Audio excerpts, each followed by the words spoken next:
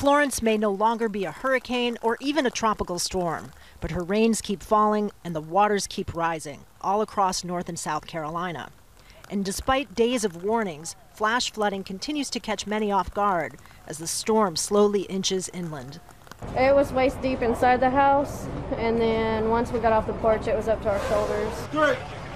More than 900 people have been rescued from homes and vehicles so far, and according to the governor of North Carolina, the worst is yet to come. Some 15,000 people have moved into government shelters.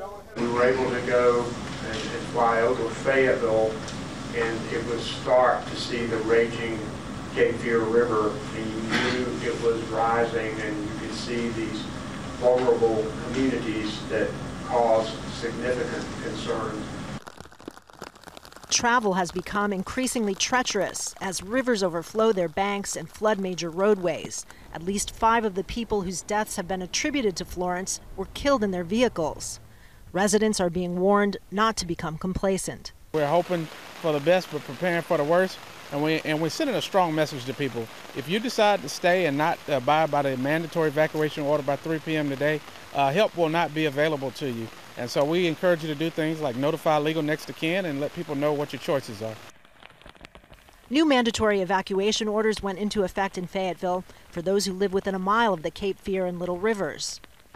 The last time this area experienced major flooding was 2 years ago. The Cape Fear River swelled its banks and the water rose so high it came all the way to this building here, flooding the basement.